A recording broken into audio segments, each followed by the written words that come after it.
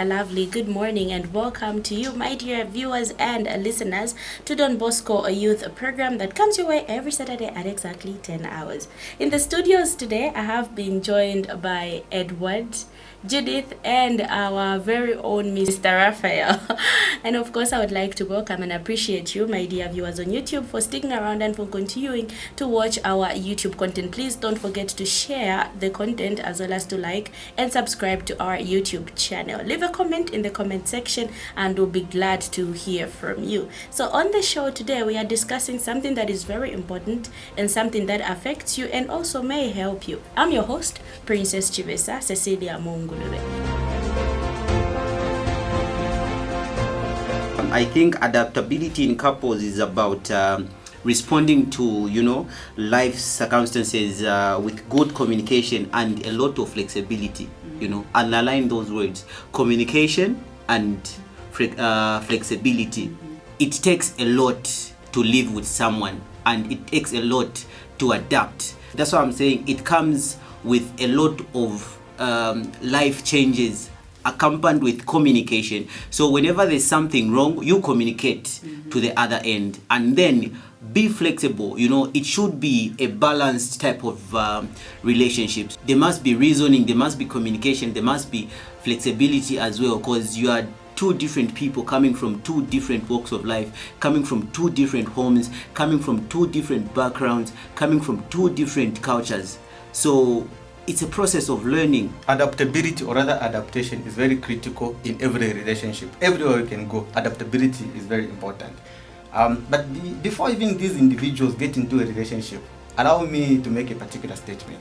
I think one of the key things that we should be able to put into consideration before proposing someone or before accepting somebody, there should be some forms of compatibility in forms of belief, in forms of faith, or in forms of traditions, or sometimes in forms of norms. Because I've been finding that some individuals are in a relationship and they are having differences over petty issues. Maybe somebody goes to this church, the other one goes to the mosque. So I find that even in the maybe those are issues of faith now. So there should be some forms of compatibility. People should be compatible before they get into a particular relationship. How people should be able to adapt to another individual is avoid comparisons. This is very common in a relationship, such that you just because you are dating a new person, you fail to adapt to that new person because every simple mistake that person creates, then you say, no, my ex-boyfriend was not like this. My ex-girlfriend would have been treated me like this. So the moment you continue having this kind of comparison, it means you're not going to adapt in your relationship, and I don't think even that relationship will even last. We'll have to adapt to the fact that this person is no longer here. Maybe could be how they treated us, how we lived with them, how we used to relate. You have to deal with the fact that they are gone. You have to now adapt to them not being around. And how do you do that? I think it is by cherishing the memories that the good memories that you spent with them, either if it is a death or it is a relationship. And I think that is how even people tend to move on. The reason why we fail to adapt, I think it's because usually we tend to hang on the negative. Yeah, we're talking about adaptability.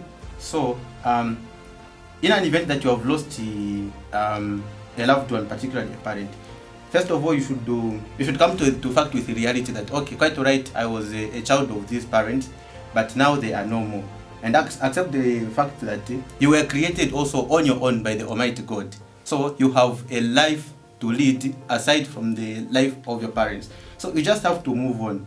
So even if my parents are no more, God is there, is going to continue sustaining me. He's going to be providing me everything that my parents were providing for me.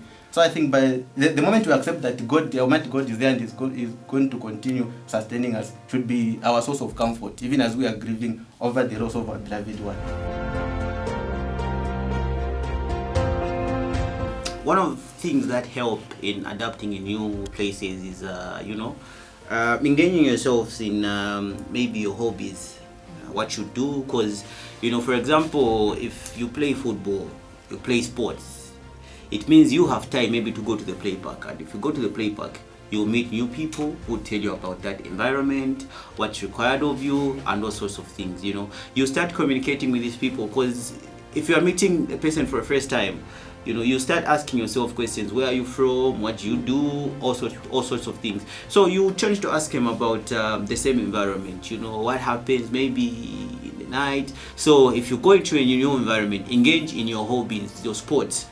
It's one of those ways to meet new people. It takes a lot of patience and observations and figuring out, to adapt to a new environment. Environment can come in different formats. So this environment can either be at a workplace, or it can be at a learning institution, or it can be in a new geographical area. So now, the number one thing that we should be able to know if we want to adapt to a particular new environment is to undergo proper orientation. Proper orientation, wherever you go, you should be able to learn about the culture that has already been existing where you have gone. I remember even when you go to school, those that are in universities and in colleges, in your first, the moment you just arrive in the first week, they undergo what is known as the proper orientation. You are oriented where the library is, how you have to conduct yourself in a particular So you have to undergo orientation. Even at your workplace, when you reach a particular, you don't just start work, first they orient you. So I think after you have undergone orientation, you are going to be in the right frame to be able to adapt properly in your new working environment. I feel with adaptability comes a lot of good things. A lot of good things than the bad things. Thank you so much for staying tuned and for listening into today's program, and for all our callers who came through and your text messages. We really, really do appreciate. So today we were talking about adaptability, and especially adapting to a new environment in a new relationship, as well as the loss of a loved one. How do you adapt to all these three different parts of life? I hope that you have learned something, and I hope that we have been able to educate you in one or two ways. My name is Princess Chibesa Cecilia Mungulube. This has been Don Bosco Youth Vibes on our YouTube channel, Don Bosco Youth Network, as well as our Facebook page. Please don't forget to follow us and share our content. There is great love for you here. Pleasant morning.